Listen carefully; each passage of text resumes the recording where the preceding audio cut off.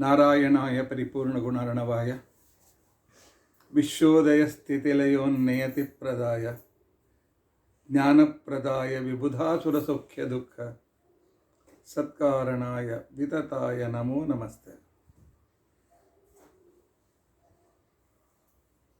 अभ्रमं भङ्गरहितम् अजडं विमलं सदा आनन्दतीर्थमतुलं भजे तापत्रयापहम्।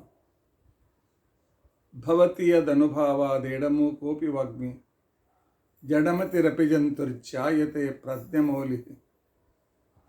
सकलवचनचेतो देवता भारती सा मम वचसि निधत्तां सन्निधिं मानसे च।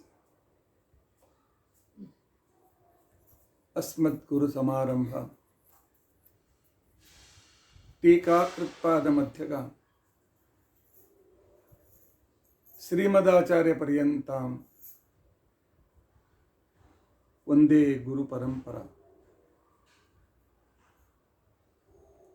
विद्यायां विबुधाचार्यं वेदज्ञानाब्धिचन्दिरं दुर्मतध्वान्तमार्ताण्डं सत्यध्यानमुनिं भजे। 50 वर्षपर्यन्तं सततं रामपूजकः श्री सत्यप्रमोद गुरुराट भासतां नो हृदम्बरे।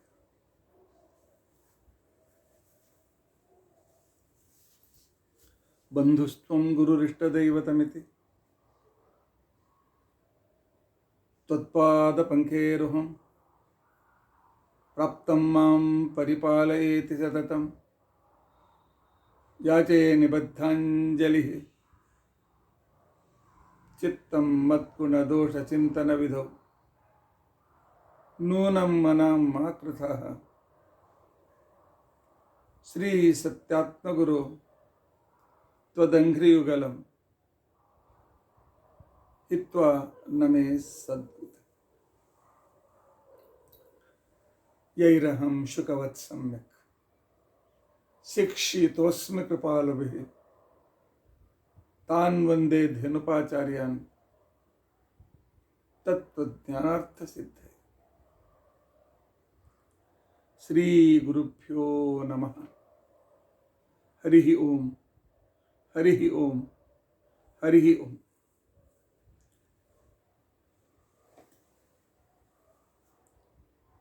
स्वस्तिस्तु अशेष सन्मंगलानि सन्तु। श्लोकैक श्रवणपठन मात्रेण वक्तुश्च श्रोतॄणां निखिल कलिकृत कल्मषापनोदन पडुतरे।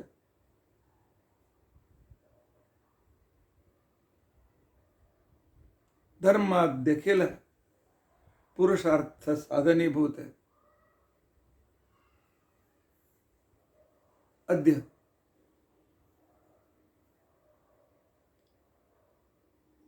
विष्णुतीर्थ महानुभावानां चरित्र विवरणारम्भे सति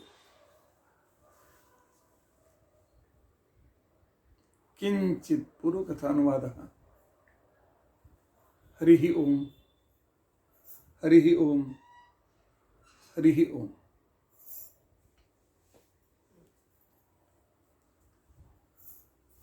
हरे राम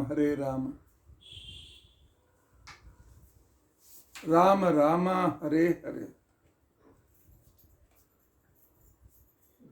हरे कृष्णा कृष्ण कृष्ण हरे हरे। हरे राम राम राम हरे हरे। हरे कृष्णा कृष्ण कृष्ण हरे हरे। हरे राम राम राम हरे हरे। हरे कृष्णा ಕೃಷ್ಣ ಕೃಷ್ಣ ಹರೇ ಹರೇ ರಾಮ ಹರೇ ರಾಮ ರಾಮ ರಾಮ ಹರೇ ಹರೇ ಹರೇ ಕೃಷ್ಣ ಕೃಷ್ಣ ಕೃಷ್ಣ ಹರೇ ಹರೇ ಹರೇ ರಾಮ ರಾಮ ರಾಮ ಹರೇ ಹರೇ ಹರೇ ಕೃಷ್ಣ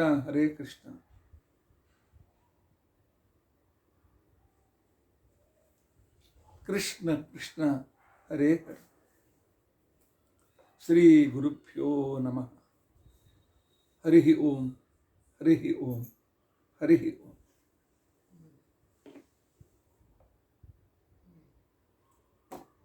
ನಾಳೆ ಶಿವರಾತ್ರಿ.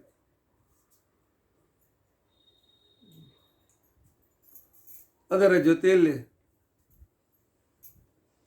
ವಿಷ್ಣು ತೀರ್ಥರ ಆರಾಧನೆ.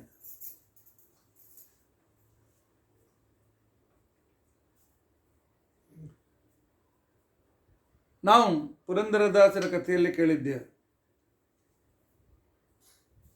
ವ್ಯಾಸರಾಯರ ಕಾಲದಲ್ಲಿ ನವಕೋಟಿ ನಾರಾಯಣ ಒಂದೇ ಕ್ಷಣಕ್ಕೇನೆ ಸರ್ವ ಸಂಪತ್ತನ್ನು ದಾನ ಮಾಡಿ ಬರಿಗೈಯಿಂದ ವ್ಯಾಸರಾಯರ ಹತ್ರ ಹೋದ. ಅದೇ ರೀತಿಯ ಯಾಗಿ ಒಳ್ಳೆಯ ಸಿರಿವಂತಿಕೆಯ ಸುಪ್ಪತ್ತಿಕೆಯಲ್ಲಿರುವ ಇನ್ನೊಬ್ಬ ವ್ಯಕ್ತಿ ಒಂದೇ ಕ್ಷಣದಲ್ಲಿ ಸರ್ವಸ್ವವನ್ನು ತ್ಯಾಗ ಮಾಡಿ ಅನೇಕ ದಿನಗಳವರೆಗೆ ವಾನಪ್ರಸ್ಥಾಶ್ರಮದಲ್ಲಿದ್ದು ನಂತರ ಸನ್ಯಾಸಾಶ್ರಮ ತೆಗೆದುಕೊಂಡಿರತಕ್ಕಂಥ ಇನ್ನೊಬ್ಬ ಮಹಾನುಭಾವರು ಆಗಿ ಹೋಗಿದ್ದಾರೆ 18ನೇ ಶತಮಾನದ ಮಧ್ಯಭಾಗದಲ್ಲಿ, ಕೊನೆಗೆ 18ನೇ ಶತಮಾನದ ಮಧ್ಯ ಮತ್ತು ಉತ್ತರ ಭಾಗದಲ್ಲಿ. ಅವರೇ ಮಾದನೂರು ವಿಷ್ಣು ತೀರ್ಥ.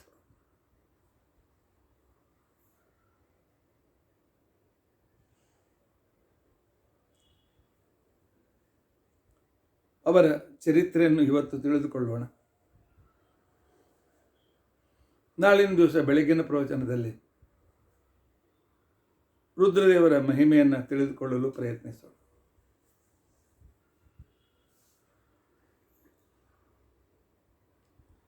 ಚವನ ಋಷಿಗಳಿಗೆ 90 ವರ್ಷಗಳ ನಂತರ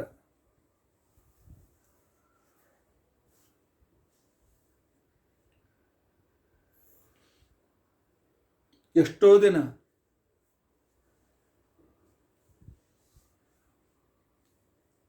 ನೀರಿನಲ್ಲಿದ್ದಾಕ್ಷಣಕ್ಕೇನೆ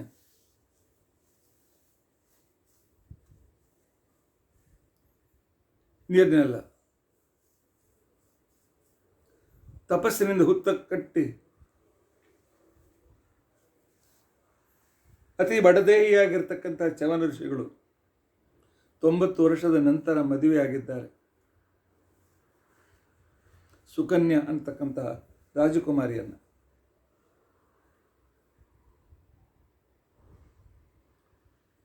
ಅದರಂತೆ 80 ವರ್ಷ ದಾಟಿದ ನಂತರ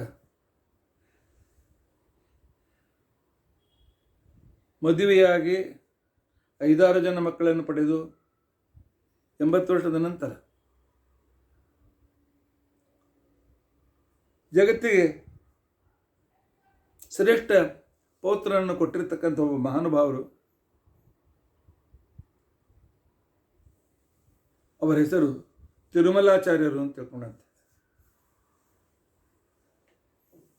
18ನೇ ಶತಮಾನದ ಆದಿಭಾಗದಲ್ಲಿ ಇರತಕ್ಕಂಥವರು. ಭಾಗವತದಲ್ಲಿ ಪರಮನಿಷ್ಣಾತರು, ಶಾಪಾನುಗ್ರಹ ಸಮರ್ಥರು.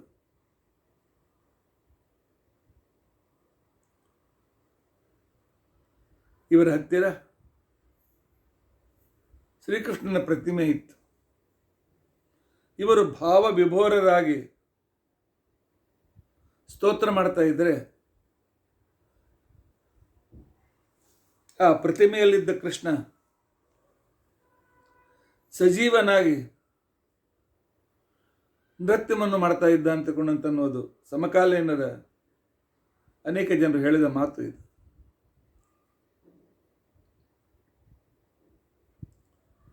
ಮದುವೆಯಾಗಿ ಅನೇಕ ದಿನಗಳಾದರೂ ಮಕ್ಕಳಾಗಲಿಲ್ಲ. ಸುಮಾರು 70 ವರ್ಷದ ಸುಮಾರಿಗೆ ಹೆಂಡತಿಯು ಹೋಗ್ಬಿಟ್ಲು.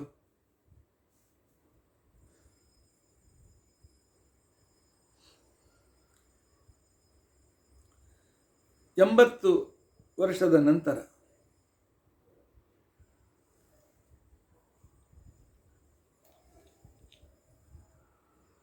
ಆಗಬೇಕು, ನನ್ನ ಈ ತಪಸ್ಸಂತಾನ ಮುಂದುವರಿಯಬೇಕು ಅಂತ ಹೇಳಿ ಬಯಕೆಯಾಯಿತು. ಆಗಿನ ಕಾಲದಲ್ಲಿ ರಾಜರು ಬ್ರಾಹ್ಮಣರ ಇಚ್ಛೆಯನ್ನು ಪೂರೈಸ್ತಾ ಇದ್ದರು. ಆದರೆ ಭಗವಂತನ ಸಂಕಲ್ಪ, ಪರಮಾತ್ಮನ ಇಚ್ಛೆ, ಸಂದರ್ಭ ಕೂಡಿಸಿಕೊಡ್ತಾನೆ.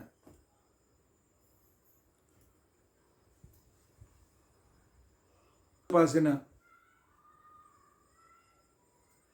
ಪಾಳೆಯಗಾರ ರಾಜ ನರಸಿಂಹ ಅವನ ಮನೆಗೆ ಹೋಗಬೇಕು ಅಂತ ನಿಶ್ಚಯ ಮಾಡಿದ್ದಾರೆ. ಇವರು ಹೋಗುವ ಪೂರ್ವದಲ್ಲಿ ಕಾಶೀನಾಥ ಶಾಸ್ತ್ರಿ ಅನ್ನುವ ಒಬ್ಬ ವಿದ್ವಾಂಸರು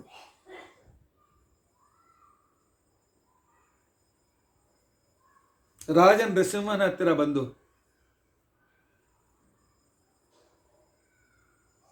ನನ್ನನ್ನು ವಾದದಲ್ಲಿ ನಿಮ್ಮ ಆಸ್ಥಾನ ಪಂಡಿತರು ಸೋಲಿಸಲಿ ಅಂತೇಳಿ ಕರಾರು ಹಾಕಿದಾಗ ಅನೇಕ ಜನ ವಿದ್ವಾಂಸರಿದ್ದರು. 10-15 ದಿನ ವಾದ ವಿವಾದ ನಡೆಯಿತು. ಆದರೆ ಒಬ್ಬೊಬ್ಬರಾಗಿ ನಿರುತ್ತರರಾದರು.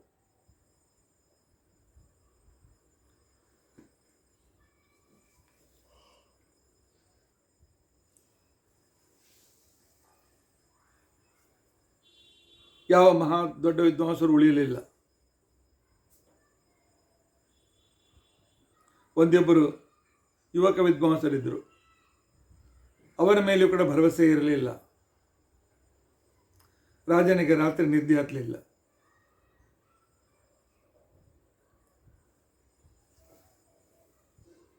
ಸ್ವಪ್ನದಲ್ಲಿ ಅವರ ಆರಾಧ್ಯ ದೇವನು ಬಂದು, ರಾಜ ಚಿಂತೆ ಮಾಡಬೇಡ, ನಾಳೆ ಒಬ್ಬ 80 ವರ್ಷ ಮೀರಿದ ವೃದ್ಧ ವಿದ್ವಾಂಸರು ನಿನ್ನ ಸಭೆಗೆ ಬರ್ತಾರೆ, ಅವರಿಗೂ ಕಾಶೀನಾಥ ಶಾಸ್ತ್ರಿಗಳು ವಾದ ಮಾಡಿಸು, ಅವ್ರ ವಾದದಲ್ಲಿ ಜಯವನ್ನು ತಂದು ಕೊಡ್ತಾರೆ ನಿನಗೆ. ಅವರು ವಯಸ್ಸಾಗಿದೆ ಅಂತಲೇ ವಿಚಾರ ಮಾಡಬೇಡ, ಹಿಂದು ಮುಂದೆ ನೋಡದೆ ನಿನ್ನ 16 ವರ್ಷದ ವಿವಾಹಕ್ಕೆ ಯೋಗ್ಯಳಾಗಿರ್ತಕ್ಕಂಥ ನಿನ್ನ ಮಗಳನ್ನು ಅವ್ರಿಗೆ ಮದುವೆ ಮಾಡಿಕೊಟ್ಬಿಡು, ನನ್ನ ಆಜ್ಞೆ ವಿಚಾರ ಮಾಡಬೇಡ. ಮರುದಿವಸ ಹಾಗೆ ಆಯಿತು. ಸೂರ್ಯೋದಯಕ್ಕೆ ಬಂದು ಮುಟ್ಟಿದ್ದಾರೆ ತಿರುಮಲಾರ್ಯರು. ರಾಜನಿಗೆ ಹೇಳಿದ್ದಾರೆ, ನನ್ನೊಂದು ಬಯಕೆ ಇದೆ, ಬಂದಿದ್ದೇನೆ. ರಾಜ ಹೇಳ್ದ, ನಿಮ್ಮ ಬಯಕೆಯನ್ನು ನಾನು ತೀರಿಸ್ತೇನೆ, ಆದರೆ ಇವತ್ತು ಪರವಾದಿ ಆದ ಒಬ್ಬ ಶಾಸ್ತ್ರಿಗಳು ಬಂದು ಮಧ್ವ ಮತದ ಅನೇಕ ಪ್ರಮೇಯಗಳ ಮೇಲೆ ತಮ್ಮ ವಾದ ಕೈಶಲದಿಂದ ನಮ್ಮ ಪಂಡಿತರನ್ನೆಲ್ಲ ಸೋಲಿಸಿದ್ದಾರೆ.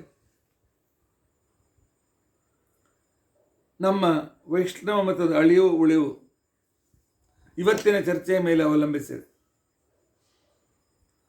ನೀವು ಆ ಚರ್ಚೆಯಲ್ಲಿ ಹೋಗಿ ಭಾಗವಹಿಸಿ ಕಾಶೀನಾಥನನ್ನು ಸೋಲಿಸಿದರೆ ಆಗ ನಿಮ್ಮ ಎಲ್ಲ ಬಯಕೆಗಳನ್ನು ಪೂರೈಸಲಾಗ್ತದೆ.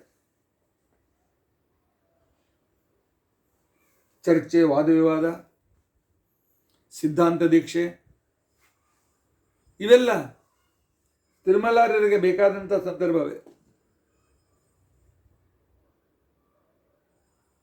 ತಿರುಮಲಾರ್ಯರಿಗೂ ಮತ್ತು ಕಾಶಿನಾಥನಿಗೂ ವಾದವಿವಾದವಾಯಿತು. ಅರ್ಧ ಗಂಟೆಯಲ್ಲಿ ಅವನು ನಿರುತ್ತರಗೊಳಿಸಿದ್ದಾರೆ. ಅವನ ವಿಕಲ್ಪಗಳಲ್ಲೂ ಕೂಡ ದೋಷಪೂರ್ಣ ಅಂತ ಹೇಳಿ ತೋರಿದ್ದಾರೆ.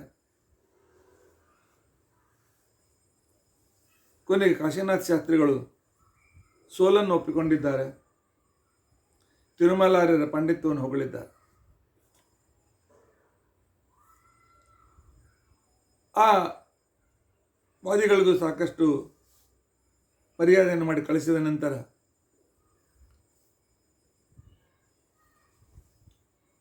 ಆಚಾರ್ಯರನ್ನು ಸಹಿತ ರಾಜ ಬಹಳ ಒಳ್ಳೆಯ ರೀತಿಯಿಂದ ಆದರ ಮಾಡಿದ್ದಾನೆ. ತಮ್ಮ ಬಯಕೆ ಏನು ಅಂತಕೊಂಡು ಕೇಳಿದಾಗ, ನನಗೆ ವಿವಾಹವಾಗಬೇಕು, ನನ್ನ ವಂಶ ಸರಿಯಾಗಿ ಮುಂದುವರಿಯಬೇಕು, ನನ್ನ ವಂಶದಲ್ಲಿ ವಿದ್ವಾಂಸರಾಗಬೇಕು, ಅದಕ್ಕೋಸ್ಕರ ಸುಯೋಗ್ಯ ಕನ್ಯೆಯನ್ನ ರಾಜ ನೀನೇ ಹುಡುಕೊಡ್ಬೇಕು. ರಾಜ ಹೇಳ್ತಾನೆ, ಸತ್ಕುರು ಪ್ರಸೂತಿಯಾಗಿರ್ತಕ್ಕಂಥ ನನ್ನ ಮಗಳನ್ನೇ ನಿಮಗೆ ಮದುವೆ ಮಾಡಿಕೊಡ್ತೇನೆ. ಅವಳು ನಿಮ್ಮ ಕುಲವನ್ನು ಉದ್ಧಾರ ಮಾಡ್ತಾಳೆ ಅಂತ ಹೇಳಿ ಮದುವೆ ಮಾಡಿಕೊಟ್ಟಿದ್ದಾರೆ. 80 ವರ್ಷದ ನಂತರ ಆ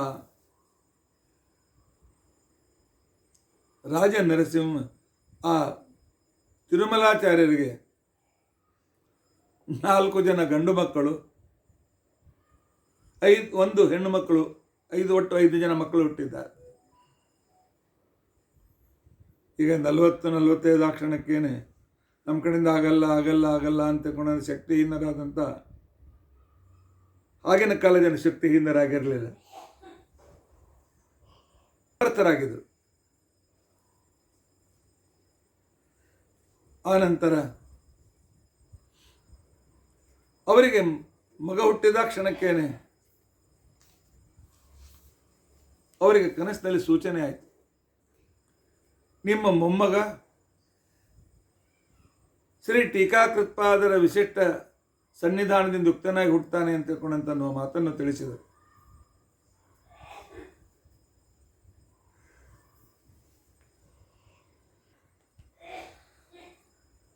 ನರಹರಿ ಆಚಾರ್ಯರಿಗೆ 4 ಮಕ್ಕಳಲ್ಲಿ ಕೊನೆಯವರು ನರಹರಿ ಆಚಾರ್ಯರು. ಅವರಿಗೆ ಬಾಳಾಚಾರ್ಯರು ಅಂತ ಕೂಡ ಹೆಸರು. ಅವರು ವಯಸ್ಸಿಗೆ ಬಂದ ಮೇಲೆ ಮದುವೆ ಆಯಿತು. ಅವಳ ಹೆಂಡತಿ ಹೆಸರು ಭಾಗೀರಥಿ ಅಂತ ತಿಳ್ಕೊಂಡಂತೆ.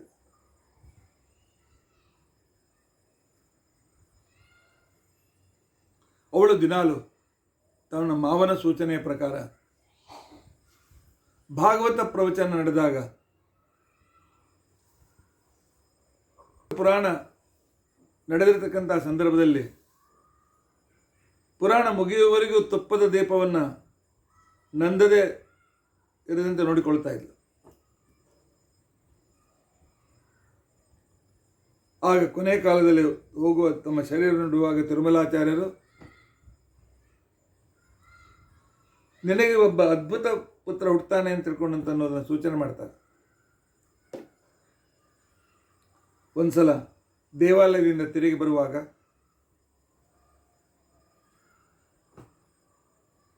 ಭಾಗೀರಥಿ ಬಾಯಿಗೆ, ಅಂದರೆ ತಿರುಮಲಾರ ಸೊಸೆಗೆ, ಒಂದು ಸರ್ಪ ಅಡ್ಡಗಟ್ಟಿತ್ತು ಅರ್ಧ ಗಂಟೆವರೆಗೂ.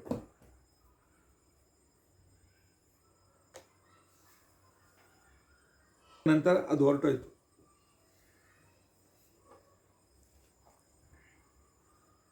ಮಾವ ಹೇಳಿದರು, ಇಲ್ಲ ನೀನು ಟೀಕಾರಾಯರ ದರ್ಶನ ಕೊಟ್ಟಿದ್ದಾರೆ, ಈಗ ಗರ್ಭಿಣಿಯಾಗಿದ್ದೀಯಲ್ಲ, ಟೀಕಾರಾಯರ ಒಂದು ವಿಶೇಷ ಸನ್ನಿಧಾನ ಯುಕ್ತನಾಗಿರ್ತಕ್ಕಂಥ ಮಗದೇನು ಹುಡ್ತಾನೆ ಅಂತ ಸೂಚನೆಯನ್ನು ಮಾಡಿದರು.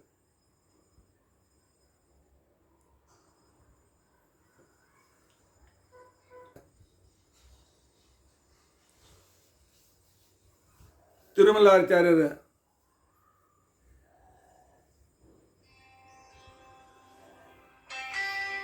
ಆಚಾರ್ಯರು ಹೋದ ನಂತರ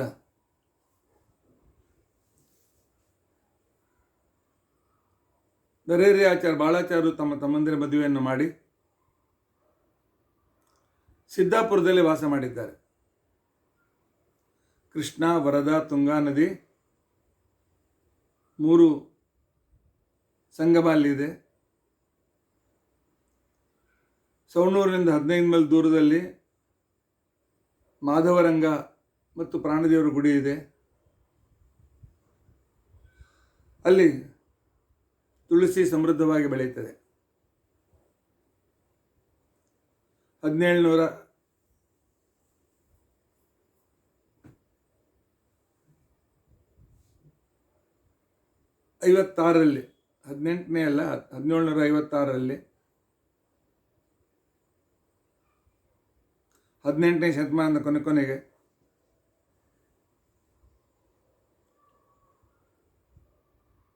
ಶ್ರಾವಣ ಕೃಷ್ಣ ಅಷ್ಟಮಿಯ ದಿನ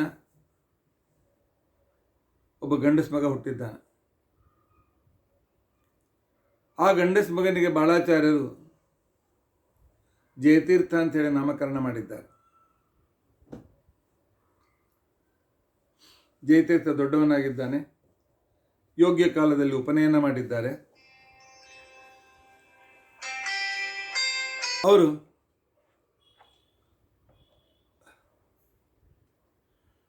ಮೊದಲು ಮಂತ್ರಾಲಯಕ್ಕೆ ಹೋದರು.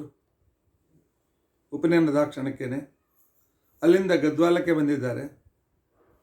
ಅಲ್ಲಿ ಐ.ಜಿ. ವೆಂಕಟರಮಣಾಚಾರ್ಯರು ಅಂತ ತಿಳ್ಕೊಂಡಂತೇಳಿ ಮಹಾನ್ ವಿದ್ವಾಂಸರಿದ್ದರು. ಅವರು ಬಹಳ ಶ್ರೇಷ್ಠ ವಿದ್ವಾಂಸರು. ಬೀಚ್ಪಲ್ಲಿ ಪ್ರಾಣದೇವರ ವಿಶೇಷ ಸೇವೆಯನ್ನು ಮಾಡಿ ಆನಂತರ ವಾಸುದೇವ ವಿಠಲ ಅಂತಕೊಂಡಂತನ್ನು ಅಂಕಿತವನ್ನು ಕೂಡ ತೆಗೆದುಕೊಂಡರು. ಕನ್ನಡದಲ್ಲಿ ಪದಪದ್ಯಗಳನ್ನು ಬರೀಲಿಕ್ಕೆ ಪ್ರಾರಂಭ ಮಾಡಿದರು. ಮುಂದೆ ಆಶ್ರಮವನ್ನು ತೆಗೆದುಕೊಂಡು ಮಂತ್ರಾಲಯದ ಸ್ವಾಮಿಗಳಿಂದ ವ್ಯಾಸತತ್ವಜ್ಞರು ಅಂತಕೊಂಡಂತೆ ಪ್ರಸಿದ್ಧರಾದರು. ಮಾನಸ ಸ್ಮೃತಿ, ವಿಷ್ಣು ತತ್ವ ನಿರ್ಣಯಕ್ಕೆ ವ್ಯಾಖ್ಯಾನ, ಮಂದನಂದಿನಿ ಅಂತನ್ನೋ ವ್ಯಾಖ್ಯಾನ, ಇದೆಲ್ಲ ಬರೆದಿರ್ತಕ್ಕಂಥ ಮಹಾನುಭಾವರು. ಅವರೇನು ಮಾಡಬೇಕು? ಗದ್ವಾಲದಿಂದ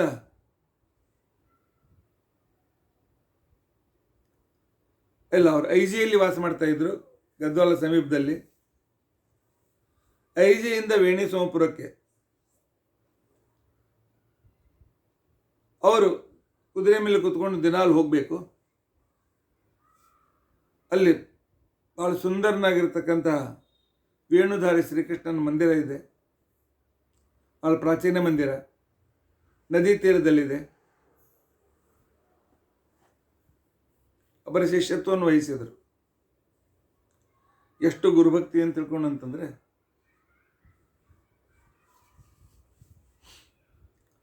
ಸುಮಾರು 10-15 ಕಿಲೋಮೀಟರ್ ಗುರುಗಳು ಕುದುರೆ ಮೇಲೆ ಹೋಗಬೇಕು. ಇವರು ಅವರ ಹಿಂದೆ ಅವರ ಪಾದುಕೆಗಳನ್ನು ತಮ್ಮ ತಲೆ ಮೇಲೆ ಇಟ್ಕೊಂಡು ಕುದುರೆಯಿಂದ ಓಡ್ತಾ ಹೋಗ್ಬೇಕು.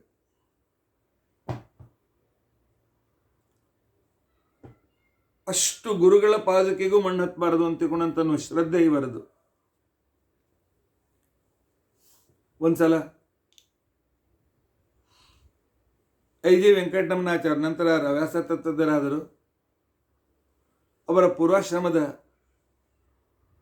ಪುತ್ರ ಗೋಪಾಲಕೃಷ್ಣಾಚಾರ್ಯ ಅಂತ ತಿಳ್ಕೊಂಡಂತೇಳಿ ಅವರಿಗೆ ಟೈಫಾಯ್ಡ್ ಆಯಿತು. ಆಗಿನ ಕಾಲದಲ್ಲಿ ಟೈಫಾಯ್ಡಿಗೆ ವಿಶೇಷವಾದ ಔಷಧಿಗಳು ಬಂದಿರಲಿಲ್ಲ. ಡಾಕ್ಟರು ಏನಾಗ್ತೋ ಹೇಳಿಕ್ಕೆ ಬರೋದಿಲ್ಲ ಅಂತ ಹೇಳಿದರು. ಇಂಥ ಸಂದರ್ಭದಲ್ಲಿ ಅವರು, ನಾನು ಒಂದು ಸಪ್ತಕ 7 ಸಪ್ತಕ 49 ದಿನ ಉಪವಾಸದಿಂದ ವಾಯುಸ್ತುತಿ ಪುರಸ್ಚರಣ ಮಾಡ್ತೇನೆ, ಧನ್ವಂತರಿ ಮಂತ್ರ ಮಾಡ್ತೇನೆ, ನನ್ನ ಗುರುಪುತ್ರ ಉಳಿಯಲಿ ಅಂತೇಳಿ ಕಠೋರವಾದ ವ್ರತವನ್ನು, ಅದಕ್ಕೆ ಒಂದು ಮಂಡಲ ಅಂತ ಕನಿಸ್ಕೊಳ್ತಾರೆ, 49 ದಿನ.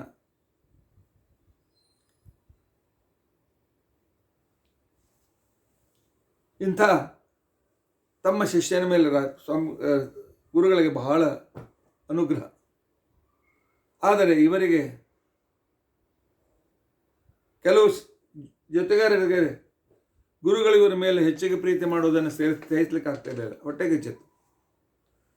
ಏನಾದರೂ ಮಾಡಿ ಇವರ ದೋಷವನ್ನು ತೆಗೆಯಬೇಕು ಅಂತ ತಿಳ್ಕೊಂಡಂತೇಳಿ 49ನೇ ದಿನ ಅವತ್ತಿನ ದಿವಸ ಪಾರಾಯಣ ಮುಗಿಬೇಕು. ಅಷ್ಟರಲ್ಲಿ ಗುರುಪುತ್ರ ಗೋಪಾಲಕೃಷ್ಣಾಚಾರ್ಯರು ಪೂರ್ತಿ ಆರೋಗ್ಯವಂತರಾಗಿದ್ದಾರೆ. 49ನೇ ದಿನ ಬೆಳಗ್ಗೆ ಸ್ನಾನ ಮಾಡಿದ್ದಾರೆ. ಗುರುಗಳು ಬರಬೇಕು, ಅಭಿಷೇಕ ಆಗಬೇಕು, ನೈವೇದ್ಯ ಆಗಬೇಕು, ಊಟ ಆಗಬೇಕು. ಅಲ್ಲೇ ದೇವರ ಎದುರಿನಲ್ಲೇ ಕುಳಿತಿದ್ದಾರೆ.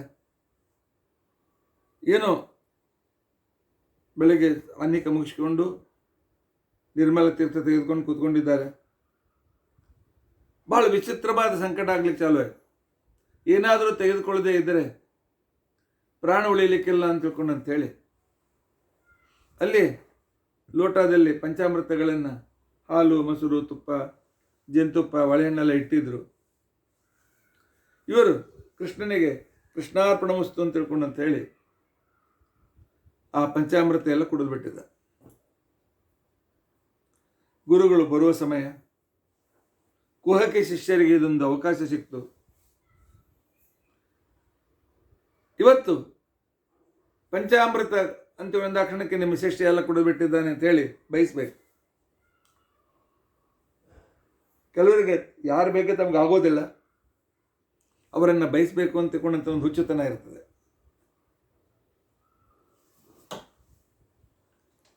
ಪೂಜೆಯನ್ನು ಪ್ರಾರಂಭ ಮಾಡಿದರು. ಪ್ರಾರಂಭ ಮಾಡಿದ ಕ್ಷಣಕ್ಕೇನೆ ಎಡಬಲ ಸೇವಕ ಶಿಷ್ಯ, ಈಗ ಗುರುಗಳು ಪಂಚಾಮೃತ ಕೇಳ್ತಾರೆ, ಅವಾಗ ಅವನನ್ನು ಚೆನ್ನಾಗಿ ಬಯಸಿದ್ರೆ ಆಯಿತು ಅಂತ ತಿಳ್ಕೊಂಡಂತೆ ಆಯ್ತು. ಮಧುಪರ್ಕ ಪೂಜೆ ಆಯಿತು, ಪುನರಾಚಮನ ಆಯಿತು.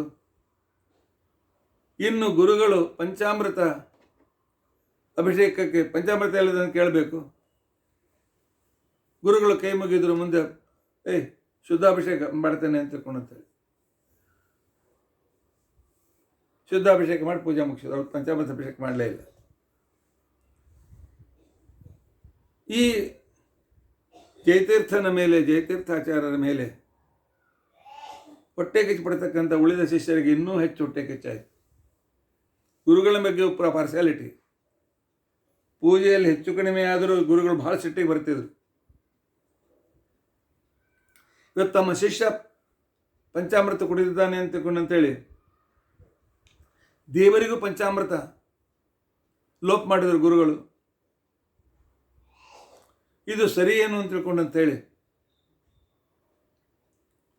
ಅವರೆಲ್ಲರೂ ಇಲ್ಲ, ಗುರುಗಳು ಕೇಳೇ ಬಿಡಬೇಕು ಅಂತ ತಿಳ್ಕೊಂಡು ಊಟ ಆದಮೇಲೆ ಗುರುಗಳ ಹತ್ರ ಬಂದು ಕೇಳಿದ್ರು, ಇಲ್ಲ ಮತ್ತೆ ನೀವು ಶಿಷ್ಯನಿಗೋಸ್ಕರ ದೇವರ ಪೂಜೆಯಲ್ಲೂ ಕೂಡ ವಿಘ್ನ ಮಾಡಬೇಕೆ? ಅದಕ್ಕೆ ಕೇಳಿದ್ರು. ಎಲ್ಲ ವಿಘ್ನ ಮಾಡಿಲ್ಲ, ನಾನು ಅರ್ಧ ಪೂಜೆ ಮಾಡಿಲ್ಲ. ಇಲ್ಲ ಸ್ವಾಮಿ, ಇವತ್ತು ಪಂಚಾಮೃತ ಅಭಿಷೇಕ ಆಗಲಿಲ್ಲ. ನಾನು ಬರೋಕ್ಕಿಂತ ಮೊದಲು ಆಗಿ ಹೋಗಿತ್ತು. ಸ್ವಾಮಿ ಅದೆಲ್ಲ ಸುಳ್ಳು, ನಿಮ್ಮ ಜಯತೀರ್ಥ ಕೊಡದಿದ್ದ. ಇಲ್ಲ ಇಲ್ಲ, ನಾನು ಯಾವಾಗ ಮಧುಪರ್ಕ ಪೂಜೆ ಮಾಡಿದೆ, ಕೃಷ್ಣ ನನಗೆ ಹೇಳಿದ ಪಂಚಾಮೃತ ಅಭಿಷೇಕ ಆಗಿದೆ ಅಂತ ತಿಳ್ಕೊಂಡಂತೇಳಿ. ಜಯತೀರ್ಥ ಅನುಸಂಧಾನ ಮಾಡಿದ್ದಕ್ಕೆ ಕೃಷ್ಣ ಸ್ವೀಕಾರ ಮಾಡಿದ್ದ. ಶಿಷ್ಯರು ಹೇಳಿದ್ರು, ಇದೆಲ್ಲ ನಾವು ನಂಬೋದಿಲ್ಲ, ನೀವು ಪಕ್ಷಪಾತ ಮಾಡ್ತಾ ಇದ್ದೀರಿ ಅವನ ಮೇಲೆ. ಇಲ್ಲಪ್ಪ ನಡಿ, ಕೃಷ್ಣನಿಗೆ ಕೇಳೋಣ. ಎಲ್ಲ ಶಿಷ್ಯರನ್ನು ಗುಡಿ ಕರ್ಕೊಂಡು ಬಂದರು. ಪರಮಾತ್ಮ, ನನ್ನ ಶಿಷ್ಯ ಈ ಜಯತೀರ್ಥ ನಿನಗೆ ಪಂಚಾಮೃತ ಅಭಿಷೇಕ ಮಾಡಿದ್ದು ಸತ್ಯವಾಗಿದ್ದರೆ, ನೀನು ಸ್ವೀಕಾರ ಮಾಡಿದ ಪಂಚಾಮೃತವನ್ನು ಪ್ರಸಾದ ರೂಪ ವಾಪಸ್ ಕೊಡು ನಮಗೆ ಅಂತ ತಿಳ್ಕೊಂಡು.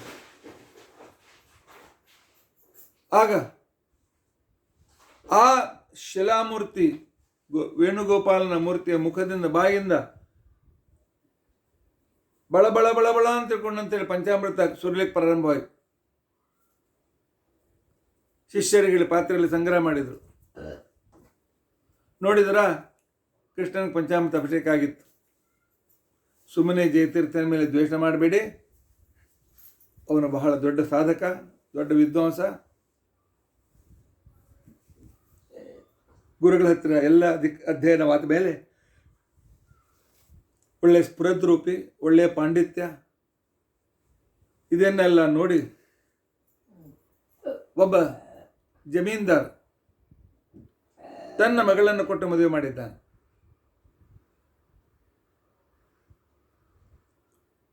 ಎಲ್ಲ ಸುಖದ ಅನುಕೂಲ ಕೊಟ್ಟಿದ್ದಾನೆ. ಒಳ್ಳೆ ಮಹಲ್ ಅನ್ನು ಕೊಟ್ಟಿದ್ದಾನೆ ಅಳಿಯನಿಗೆ. ಹಂಸು ತುಲಿಕಾ ತಲ್ಪ, ಕಣ್ಣನನ್ನು ಸೇವೆ ಮಾಡುವ, ಅತ್ಯಂತ ಪ್ರೀತಿ ಮಾಡುವ ಹೆಂಡತಿ ಸಂಸಾರ, ಒಬ್ಬ ಮಗ ಹುಟ್ಟಿದ, ಇನ್ನೂ ಸಂಸಾರದಲ್ಲಿ ಆಸಕ್ತರಾದರು. ಪಾಠ ಪ್ರವಚನ ಕಡಿಮೆ ಆಯಿತು. ಹೆಂಡತಿ ಅನೇಕ ಸಲ ಹೇಳಿದ್ರು ಕೂಡ ಈಗ ಮಜಾ ಮಾಡೋದು ಮತ್ತೆ ಯಾವಾಗ ಮಾಡಬೇಕು ಅಂತ ಹೇಳಿ. ಒಂದು ದಿವಸ ಊಟ ಆಗಿದೆ, ತಾಂಬೂಲ ಹಾಕ್ಕೊಂಡು ಮಂಚದ ಮೇಲೆ ಕಾಲು ಚಾಚ್ಕೊಂಡು ಮಲ್ಕೊಂಡಿದ್ದಾರೆ. ಹೆಂಡತಿ ಕಾಲು ಒತ್ತಾ ಇದ್ದಾಳೆ. ಹೊರಗಿನಿಂದ ಹಾಡು ಕೇಳಿಸ್ತು. ಆಗಿನ ಕಾಲ ದಾಸರು ಹಾಡ್ತಾ ಊರಿಂದ ಊರಿಗೆ ಹೋಗ್ತಾ ಇದ್ರು. ಒಬ್ಬ ದಾಸರು ಹೇಳಲಿಕ್ಕೆ ಪ್ರಾರಂಭ ಮಾಡಿದರು, ಗೋವಿಂದ ನಮ ಗೋವಿಂದ, ಗೋವಿಂದ ನಮ ಗೋವಿಂದ, ಗೋವರ್ಧನ ಗಿರಿಯ ನೆತ್ತಿದ ಗೋವಿಂದ.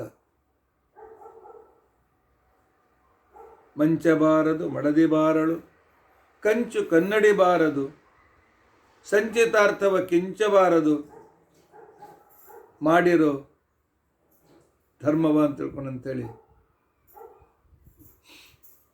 ಈ ಹಾಡು ಕಿವಿಗೆ ಬಿತ್ತು. ಒಳಗೆ ತಪಸ್ಸು ತಯಾರಾಗಿತ್ತು. ಹೌದು, ನಮ್ಮ ಜೊತೆಗೆ ಏನೂ ಬರೋದಿಲ್ಲ, ಬಂದರೂ ಪರಮಾತ್ಮ ಮಾತ್ರ. ಅವನನ್ನು ಮರೆತರೆ ಹೇಗೆ ಅಂತ ತಿಳ್ಕೊಂಡಂತೇಳಿ ಒಮ್ಮೆಲೆ ಮಂಚದಿಂದ ಎದ್ದಿದ್ದಾರೆ. ಹೆಂಡತಿ ಮಕ್ಕಳಿಗೆ ಹೇಳಿದ್ದಾರೆ, ನೀವು ಬೇಕಾದ ಸಂಪತ್ತಿ ಕೊಟ್ಟು ಹೋಗ್ತೇನೆ, ನಾನು ಕಾಡಿಗೆ ಹೋಗಿ ತಪಸ್ ಮಾಡ್ತೇನೆ ಇಟ್ಟು ಹೇಳಿದರು. ಆ ನಂತರ ಹೊರಟೇ ಬಿಟ್ಟರು. ಸವಣೂರಿಗೆ ಬಂದು ಸತ್ಯಬೋಧರ ದರ್ಶನವನ್ನು ತೆಗೆದುಕೊಂಡಿದ್ದಾರೆ. ಆಮೇಲೆ ಬಂಕಾಪುರಕ್ಕೆ ಬಂದು ಅಲ್ಲಿ ಕೊಪ್ಪಳಕ್ಕೆ ಬಂದಿದ್ದಾರೆ. ಅಲ್ಲೇ ಸಮೀಪದಲ್ಲಿ ಕೆನ್ನಾಳ, ಅವಧೂತಚರ್ಯ. ಸನ್ಯಾಸಿಯಾಗದೇ ಇದ್ದರೂ ಸನ್ಯಾಸಿಯಂತೆ ಜೀವನವನ್ನು ಸಾಗಿಸುವುದು. ಪರಮ ವೈರಾಗ್ಯಯುಕ್ತವಾದಂಥ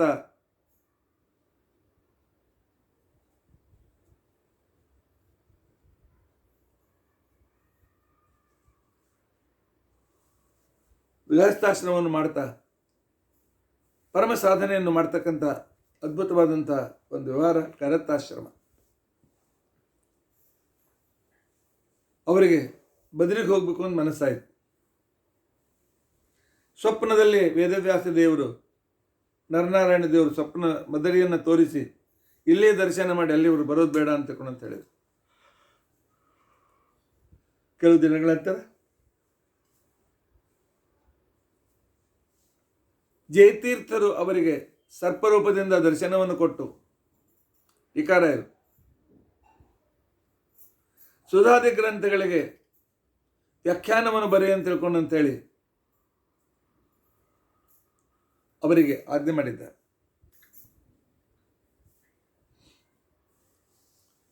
ಅಂದಿನಿಂದ ಅವರು ಸುಧಾ ಪ್ರವಚನವನ್ನು ಮಾಡಿದ್ದಾರೆ.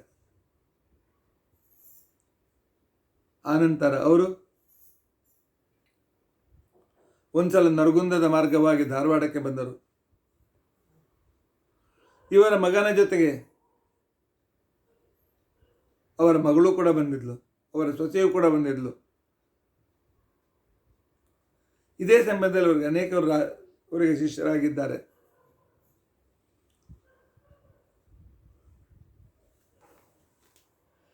ಶೂರ್ಪಾರಕ ದಲ್ಲಿರ್ತಕ್ಕಂಥ ಸಂದರ್ಭದಲ್ಲಿ ಆಗ ರುದ್ರದೇವರು ಒಬ್ಬ ಬ್ರಾಹ್ಮಣನಿಗೆ ಸೂಚನೆ ಮಾಡಿ ಆ ಬ್ರಾಹ್ಮಣನ ಮುಖಾಂತರ ನೀವು ದೂರ ಬದಲಿಗೆ ಬರೋದು ಬೇಡ, ಗಂಗಾ ಸ್ನಾನಕ್ಕೆ ಬರೋದು ಬೇಡ, ನಿಮ್ಮ ಸರೋವರದಲ್ಲಿ ಗಂಗಾ ನದಿ ಬರ್ತದೆ ಅಂತ ತಿಳ್ಕೊಂಡು ಅಂತೇಳಿ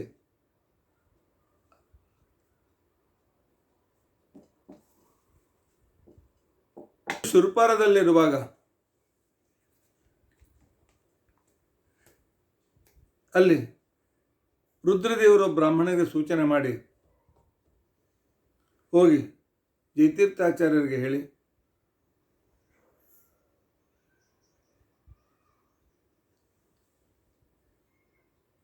ನಾಳೆ ಗಂಗಾದೇವಿನ ಪ್ರತ್ಯಕ್ಷಳಾಗ್ತಾಳೆ, ಅವಳ ಕೈಯಲ್ಲೇ ಮರದ ಬಾಗಿನ ಕೊಡಿ ಅಂತ ತಿಳ್ಕೊಂಡಂತೇಳಿ. ಅವಾಗ ಕನ್ಯಾಗತ ನಡೆದಿತ್ತು. ಆ ಸಂದರ್ಭದಲ್ಲಿ ಎಲ್ಲ ರೀತಿಯಾಗಿ ಮರದ ಬಾಗಿನ, ಒಳ್ಳೆ ಬಂಗಾರದ ಮಂಗಳಸೂತ್ರ, ಬೆಳ್ಳಿಯ ಬಟ್ಟಲದಲ್ಲಿ ಅರಿಶಿನ ಕುಂಕುಮ ಎಲ್ಲವನ್ನೂ ಕೂಡ ಸಿದ್ಧವಾಗಿಟ್ಟುಕೊಂಡು ನದಿ ತೀರಕ್ಕೆ ಬಂದಾಗ ಇವರು ದೂರದಲ್ಲಿ ನಿಂತುಕೊಂಡಲ್ಲಿ ಗಂಗಾ ಪ್ರವಾಹ ಬಂದು ಅಲ್ಲಿನ ಸ್ಫುರದ್ರೂಪಿಯಾಗಿರ್ತಕ್ಕಂಥ ಹೆಣ್ಮಗಳು ಮೇಲೆ ಬಂದಿದ್ದಾಳೆ ಗಂಗಾದೇವಿ. ಇವರ ಕಡೆಯಿಂದ ಮರದ ಬಾಗಿನ ತೆಗೆದುಕೊಂಡು ಅದೃಶ್ಯಳಾಗಿದ್ದಾಳೆ. ಎಲ್ಲ ಜನರು ಇದನ್ನು ನೋಡಿ ಆಶ್ಚರ್ಯಚಕಿತರಾಗಿದ್ದಾರೆ. ಅಲ್ಲಿ ಮೊರಬಶೇಷಾಚಾರ್ಯರು ಅಂತ ತಿಳ್ಕೊಂಡು ನಿಂತಿರ್ತಾ ಇದ್ರು. ಗೋರ್ಲಸೂರಿನಲ್ಲಿ ಪ್ರಾಣದೇವರ ಸೇವೆಯನ್ನು ಮಾಡಿಕೊಂಡಿರ್ತಕ್ಕಂಥವರು.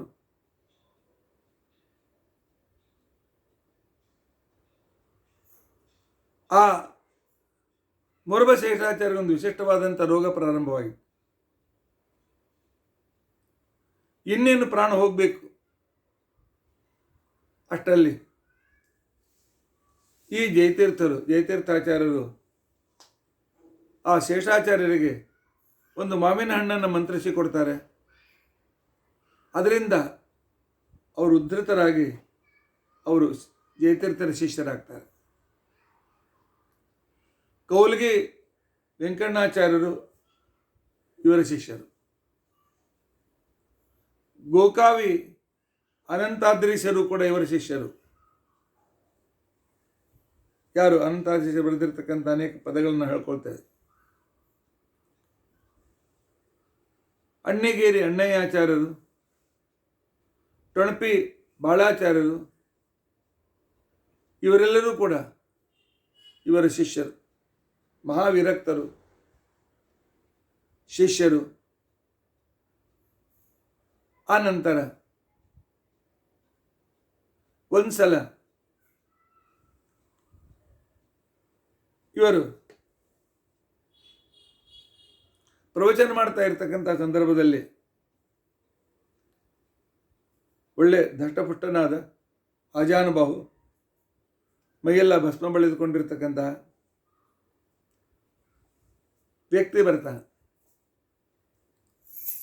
ಅವನನ್ನು ನೋಡಿ ಅವನಿಗೆ ಒಳ್ಳೆ ಆದರ ಸತ್ಕಾರ ಮಾಡಿ ಊಟಕ್ಕೆ ಹಾಕಿ ವಿಶೇಷ ಮರ್ಯಾದೆ ಮಾಡಿ ಕಳಿಸ್ತಾರೆ.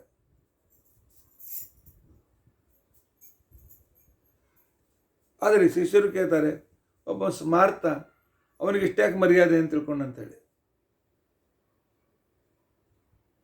ಅವರಿಗೆ ಗುರುಗಳು ಊಟ ಕೂಡಿಸಿ ದೋತರ, ತಮ್ಗೆ ಥಾಲಿ, ಬೆಳ್ಳಿಯ ತಮ್ಗೆ ಥಾಲಿ ಎಲ್ಲ ಕೊಟ್ಟಿರ್ತಾರೆ. ಶಿಷ್ಯರು ಕೇಳಿದಾಗ, ಇಲ್ಲ ಅವರು ರುದ್ರದೇವರು ಬಂದಿದ್ದರು, ಅವರಿಗೆ ನಾನು ಅದರ ಸತ್ಕಾರ ಮಾಡಿದ್ದೇನೆ ಅಂತ ತಿಳ್ಕೊಂಡಂತ ಹೇಳಿದರು. ಆವಾಗ ಶಿಷ್ಯರು ಇದೇಗೆ ಅಂತಂದರೆ, ನೋಡಪ್ಪ ಹೋಗಿ ಕೇಳ್ಕೊ, ಎಲ್ಲಿ ಹೋದನು ಅಂತ ತಿಳ್ಕೊಂಡಂತ ಹೇಳಿ. ಹೊರಗಿದ್ದವ್ರು ಹೇಳಿದ್ರು, ಆ ದೂರದಲ್ಲಿರ್ತಕ್ಕಂಥ ರುದ್ರದೇವರ ಗುಡಿಗೆ ಹೋಗಿದ್ದಾರೆ ಅಂತ ತಿಳ್ಕೊಂಡಂತೆ. ಅಲ್ಲಿ ಹೋಗಿ ನೋಡಿದರೆ ಬ್ರಾಹ್ಮಣ ಅಲ್ಲಿರಲಿಲ್ಲ. ಆದರೆ ಆ ಶಿವಲಿಂಗಕ್ಕೆ ಚಲೋ ಚಂದ ಗಂಧಾಕ್ಷತೆ ಕಾಣಿಸ್ತು. ಗುರುಗಳು ಕೊಟ್ಟಿರ್ತಕ್ಕಂಥ ಪಂಚೆ ಜೋಡಿ, ತಮಗೆ ತಮ್ಮ ಸಾಲಿ ಎಲ್ಲ ಅಲ್ಲೇ ಲಿಂಗದ ಬದಿಯಲ್ಲಿದ್ದರು. ನಮಗೂ ದರ್ಶನ ಮಾಡಿಸ್ರಿ ಅಂತಂದಾಗ ಆಯಿತು, ನಾಡಿದ್ದು ಬರಲಿಕ್ಕೆ ಹೇಳ್ತೇನೆ ಅಂತ ತಿಳ್ಕೊಂಡಂತೇಳಿ ನಾಡಿದ್ದು ಬಂತು. ಎಲ್ಲರೂ ಉತ್ಸುಕತೆಯಿಂದ ನೋಡ್ತಾ ಇದ್ದಾರೆ.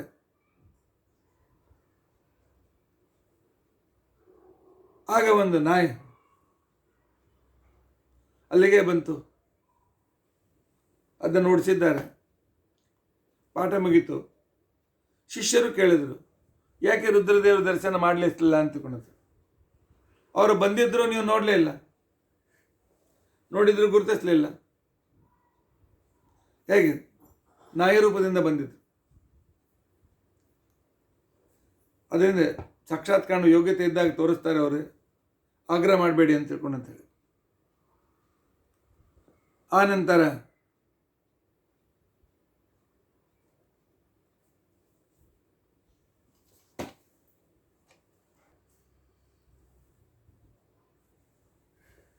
ಮಗ ಕೃಷ್ಣಾಚಾರ್ಯರು ಇವರ ಹತ್ತಿರ ಬಂದಿದ್ದರು.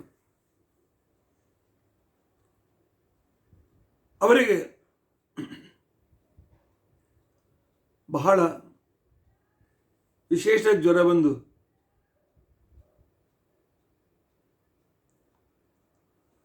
ವೈದ್ಯರು ಹೇಳಿದ್ರು, ಉಳಿಯಂಗಿಲ್ಲ ನಿಮ್ಮ ಮಗ ಅಂತ ತಿಳ್ಕೊಂಡಂತೇಳಿ. ಆಗ ಈ ಜಯತೀರ್ಥಾಚಾರ್ಯರು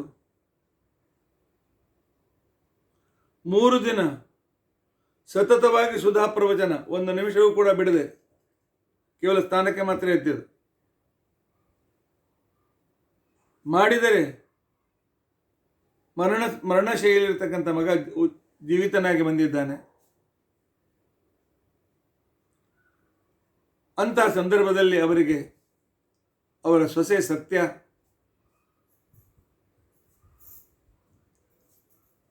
ಅವಳಿಗೆ ಹೇಳಿದ್ದಾರೆ, ನಾನು ದಿನಾಲು ಭಾಗವತ ಹೇಳುವಾಗ ತುಪ್ಪದ ದೀಪ ಆರದಂತೆ ನೋಡ್ಕೊ ಅಂತ ತಿಳ್ಕೊಂಡು ಅಂತ ಹೇಳಿ ಅವಳು ತುಪ್ಪದ ದೀಪ ಹಚ್ಚಿ ಆರದಂತೆ ನೋಡಿಕೊಂಡು ಶ್ರವಣ ಮಾಡ್ತಾ ಇದ್ಳು. ಅವಳಿಗೆ ಒಬ್ಬ ಅದ್ಭುತವಾಗಿರ್ತಕ್ಕಂಥ ಗಂಡು ಮಗನನ್ನು ಅವಳು ಪಡೆದಿದ್ದಾಳೆ. ಆ ನಂತರ ಇನ್ನೊಬ್ಬ ವಿದ್ವಾಂಸರ ಪತ್ನಿ ಬಂದು, ಇಲ್ಲ ಸಂತಾನ ಇಲ್ಲ, ವಂಶ ನಿಲ್ತದೆ ಅಂತಂದಾಗ,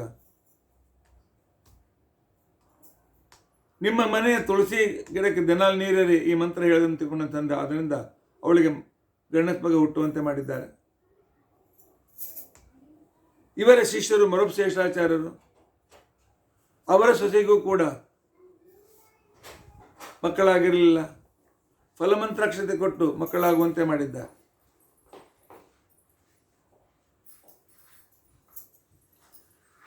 ಇದಾದ ನಂತರ ಅವರಿಗೆ ಯಾಕೋ ನಗರದ ವಾಸ ಸರಿ ಬರಲಿಲ್ಲ. ಇಲ್ಲ, ನಾನು ಇನ್ನು ಮೇಲೆ ಅಸಿಪತ್ತ ವ್ರತವನ್ನು ಸ್ವೀಕಾರ ಮಾಡ್ತೇನೆ, ಕಾಡಿನಲ್ಲಿ ಹೋಗಿರ್ತೇನೆ ಅಂತ ತಿಳ್ಕೊಂಡು ಹೇಳಿ ನಿಶ್ಚಯ ಮಾಡಿ ಮಲಾಪಹಾರಿ ನದಿ ತೀರದಲ್ಲಿರ್ತಕ್ಕಂಥ ಮನವಳ್ಳಿಯಲ್ಲಿ ವಾಸ ಮಾಡಿಕೊಂಡು ಕಠಿಣ ವ್ರತವನ್ನು ಮಾಡ್ತಾ ಇದ್ದಾರೆ. ವಾನಪ್ರಸ್ಥಾಶ್ರಮ. ಮಧ್ಯಾಹ್ನ ಕಾಲದಲ್ಲಿ 4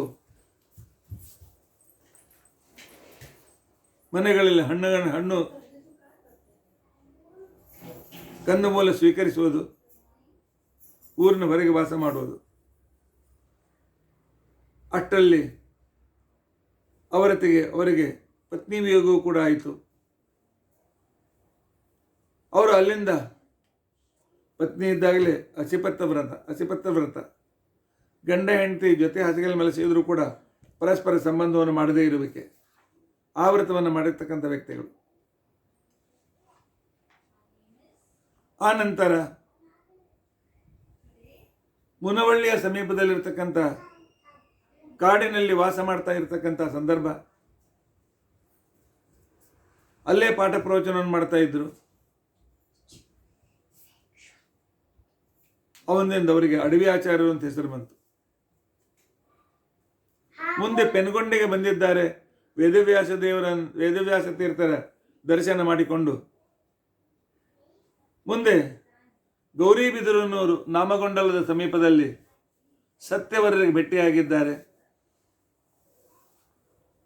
ಸನ್ಯಾಸಾಶ್ರಮ ಕೊಡಬೇಕು ಅಂತ ಕೇಳಿದಾಗ ಆಗ ಸತ್ಯವರರು ಅವರಿಗೆ ಸನ್ಯಾಸಾಶ್ರಮವನ್ನು ಕೊಟ್ಟು ವಿಷ್ಣು ತೀರ್ಥರು ಅಂತ ತಿಳ್ಕೊಂಡಂತೇಳಿ ಹೆಸರಿಟ್ಟಿದ್ದಾರೆ. ಸನ್ಯಾಸಿಗಳಾಗಿ ಮತ್ತೆ ಕಿನ್ನಾಳಕ್ಕೆ ಬಂದಿದ್ದಾರೆ. ಕಿನ್ನಾಳದ ದೇಸಾಯಿಗೆ ಒಂದು ವಿಚಿತ್ರ ರೋಗ. ಊಟದಲ್ಲಿ ಕ್ರಿಮಿ ಕಾಣಿಸ್ಬೇಕು. ಅವನು ಬ್ರಹ್ಮತ್ಯ ದೋಷ ಆಗಿತ್ತು ಅಂತ ತಿಳ್ಕೊಂಡು ಅದನ್ನು ದೂರ ಮಾಡಿ ಅವನಿಗೆ ಆರೋಗ್ಯವಂತನನ್ನಾಗಿ ಮಾಡಿದ್ದಾರೆ. ಆಗ ಕಿನ್ನಾಳ ದೇಸಾಯಿ ಸಂಪೂರ್ಣ ಮಾದನೂರನ್ನೇ ತುಂಗಭದ್ರಾ ಮತ್ತು ಕುಶಾ ನದಿ ತೀರದಲ್ಲಿ, ಅದಕ್ಕೆ ಮೊದಲು ಮಹದೇಶ್ವರಪುರ ಅಂತ ಹೆಸರಿತ್ತು, ಆ ಮಾದನೂರನ್ನೇ ಅವರಿಗೆ ದಾನವಾಗಿ ಕೊಟ್ಟಿದ್ದಾನೆ.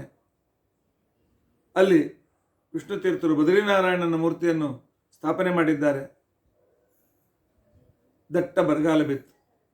ಬ್ರಾಹ್ಮಣರು ಊಟ ಇಲ್ಲದೆ ಸಾಯಲಿಕ್ಕೆ ಪ್ರಾರಂಭ ಮಾಡಿದರು. ಆಗ ಅವರು ದಿನಾಲೂ ಒಂದು ತಾಮ್ರದ ನಾಣ್ಯವನ್ನು ತಮ್ಮ ಆರಾಧ್ಯ ದೇವನ ಕೆಳಗೆ ಇಟ್ಟು ಪೂಜೆ ಮಾಡಿ ಪ್ರಾರ್ಥನೆ ಮಾಡಬೇಕು. ಪೂಜೆ ಮುಗಿದ ಮೇಲೆ ಮೂರ್ತಿಯನ್ನು ಭುಜಂಗಿಸಿದ ನಂತರ ಆ ನಾಣ್ಯ ಬಂಗಾರದ್ದಾಗಬೇಕು. ಹೀಗಾಗಿ ಆ ಬಂಗಾರವನ್ನು ಮಾರಿ ಸಂಪೂರ್ಣ ಬ್ರಾಹ್ಮಣರಿಗೆಲ್ಲ ಅನ್ನದಾನವನ್ನು ಮಾಡಿದ್ದ.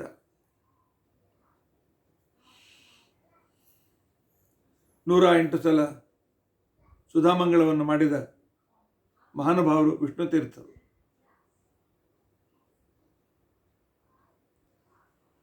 ಅವರು ಕೃಷ್ಣನನ್ನು ಸ್ತೋತ್ರ ಮಾಡುವುದು ಒಂದೇ.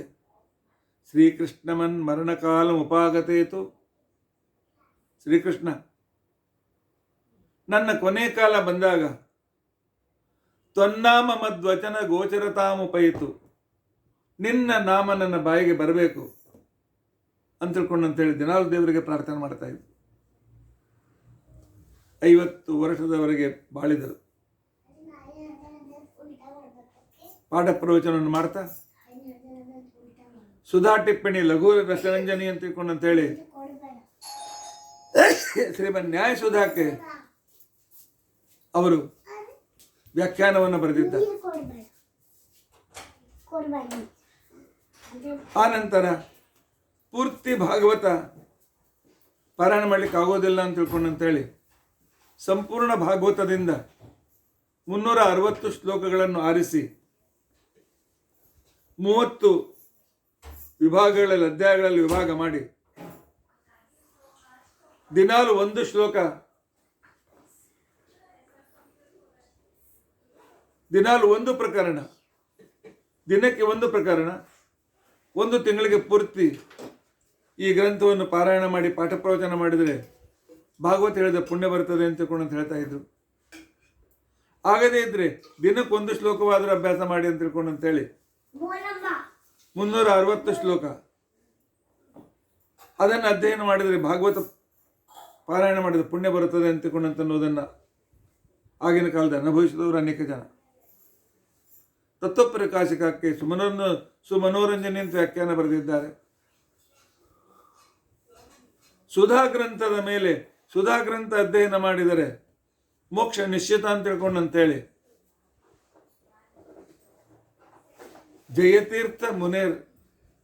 ಜಯತೀರ್ಥರ ಒಂದು ವಾಕ್ಯವನ್ನು ದಿನಾಲು ಅಧ್ಯಯನ ಮಾಡಿದರೂ ಕೂಡ ಸಾಕು. ಅಂತ ವ್ಯಕ್ತಿಗೆ ನ ಪುನರ್ಭವಭಾಗ್ ಭವತಿ ಅಂತ ತಿಳ್ಕೊಂಡಂತೇಳಿ ಪುನಃ ಅವನು ಸಂಸಾರಕ್ಕೆ ಬರೋದಿಲ್ಲ ಅಂತ ತಿಳ್ಕೊಂಡಂತೇಳಿ ಸುಧಾ ಸ್ತೋತ್ರವನ್ನು ಬರೆದಿದ್ದಾರೆ. ಆತ್ಮಬೋಧಿನಿ ಅಂತ ಪತ್ರಿಕೆ ತಮ್ಮ ಶಿಷ್ಯರಿಗೆ ಬರೆದು ಪತ್ರ ಕಳಿಸಿದ್ದಾರೆ. ಈ ರೀತಿಯಾಗಿ ಪರಮಾತ್ಮನ ಉಪಾಸನೆ ಮಾಡಿ ಅಂತ ತಿಳ್ಕೊಂಡಂತೇಳಿ ಅಂತ್ಯಕಾಲದಲ್ಲಿ ಸ್ಮರಣೆ ಮಾಡುವ ಶ್ಲೋಕವನ್ನು ಕೂಡ ನಮಗೆ ಕೊಟ್ಟಿದ್ದಾರೆ. ಆನಂತರ ಭಾಗವತ ಸಾರೋದ್ಧಾರಕ್ಕೆ 365 ಶ್ಲೋಕಗಳಿಗೆ ತಾವೇ ವ್ಯಾಖ್ಯಾನವನ್ನು ಬರೆದಿದ್ದಾರೆ. ಸುಮಾರು 80 ಶ್ಲೋಕದ ಅಧ್ಯಾತ್ಮದ ಸರಂಜನಿ ಅಂತ ತಿಳ್ಕೊಂಡು ಅಂತ ಹೇಳಿ ಪರಮಾತ್ಮನನ್ನು ಹೇಗೆ ಉಪಾಸನೆ ಮಾಡಬೇಕು, ಪ್ರಾರ್ಥನೆ ಮಾಡಬೇಕು ಅಂತ ಅನ್ನೋದನ್ನು ತಿಳಿಸಿಕೊಟ್ಟಿದ್ದಾರೆ. ಗೀತೆ 18 ಅಧ್ಯಾಯದಿಂದ ಒಂದೊಂದು ಶ್ಲೋಕ ಆರಿಸಿ, ಈ ಶ್ಲೋಕ ಆ ಅಧ್ಯಾಯದ ಪ್ರತಿನಿಧಿ, ಈ 18 ಶ್ಲೋಕ ಹೇಳಿ ಗೀತಾ ಪಾರಾಯಣ ಮಾಡೋದು ಪುಣ್ಯ ಬರ್ತದೆ ಅಂತ ತಿಳ್ಕೊಂಡು ಅಂತೇಳಿ ಕೊನೆಗೆ ಆರಂಭದಲ್ಲಿ ಕೊನೆಗೆ ತಮ್ಮ ಶ್ಲೋಕವನ್ನು ತೋರಿಸಿ ಒಟ್ಟು 20 ಶ್ಲೋಕದಲ್ಲಿ ಗೀತಾ ಸಾರೋದ್ಧಾರ ಅಂತ ಗ್ರಂಥ ನಮಗೆ ಕೊಟ್ಟಿದ್ದಾರೆ. ಬಿಂಬಸ್ತುತಿಯನ್ನು ಮಾಡಿ ಬಿಂಬಾರ್ಪಣ ವಿಧಾನವನ್ನು ಕಳಿಸಿಕೊಟ್ಟಿದ್ದಾರೆ. ಶ್ರೀ ಭಾಗವತ ಧೃತಸಾರ ಅಂತನೋ ಗ್ರಂಥ ಬರೆದಿದ್ದಾರೆ. ಅಚ್ಯುತಾನಂತ ಸ್ತೋತ್ರವನ್ನು ಯಾವಾಗಲೂ ಮುಖದಿಂದ ಹೇಳ್ತಾ ಇದ್ದರು. ಸತ್ಯಬೋಧರ, ಸತ್ಯಸುಂದರ, ಸತ್ಯವರದ, ಸತ್ಯಧರ್ಮರ, ವರದೇಂದ್ರರ, ಧೀರೇಂದ್ರರ, ಭುವನೇಂದ್ರರ ಅನುಗ್ರಹ ಇವ್ರ ಮೇಲೆ ಇತ್ತು. ವಿಜಯದಾಸ, ಗೋಪಾಲದಾಸ್, ಜಗನ್ನಾಥದಾಸರು ಇವರಿಗೆ ಸಮಕಾಲೀನರಾಗಿದ್ದು.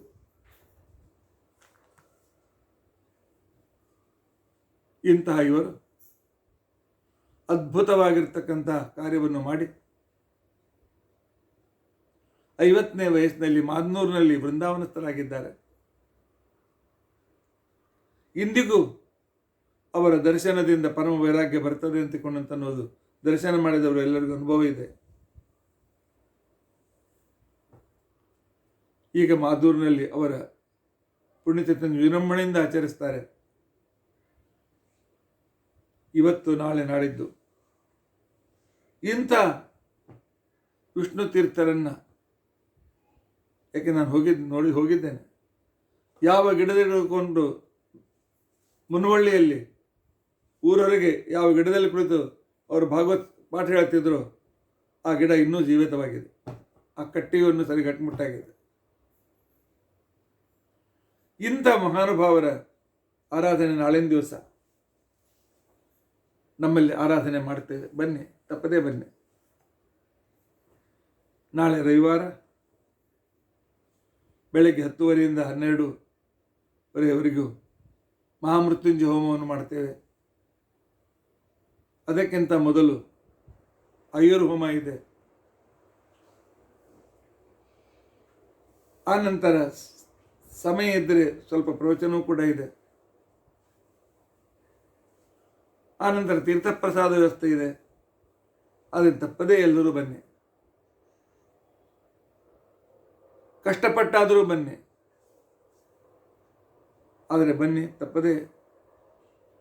ಇವರ ಇಂಥ ಮಹಾನುಭಾವರ ಪುಣ್ಯತಿಥಿಯಲ್ಲಿ ಭಾಗವಹಿಸಿ ನಾವು ನಮ್ಮ ಜೀವನವನ್ನು ಉದ್ಧಾರ ಮಾಡಿಕೊಳ್ಳೋಣ. ಇತಿ ಅದ್ಯ ಕಥಾ ಪ್ರಸಕ್ತಿ. ಶ್ರೀಕೃಷ್ಣಾರ್ಪಣಮಸ್ತು. ಜಯತ್ವರ ಚಿಂತೆ ಸರ್ವದೇವೈಕ ವಂದ್ಯ ಪರಮಗುರಭೀಷ್ಟಾವಾಪ್ತಿದ ಸಜ್ಜನಾನಾಂ ನಿಖಿಲ ಗುಣಗಣವನ್ನಿತ್ಯ ಸರಸಿಜನಯನೋಸೌ ಶ್ರೀಪತಿರ್ಭ. ಶ್ರೀಕೃಷ್ಣಾರ್ಪಣಮಸ್ತು. ಶ್ರೀಕೃಷ್ಣಾರ್ಪಣಮಸ್ತು.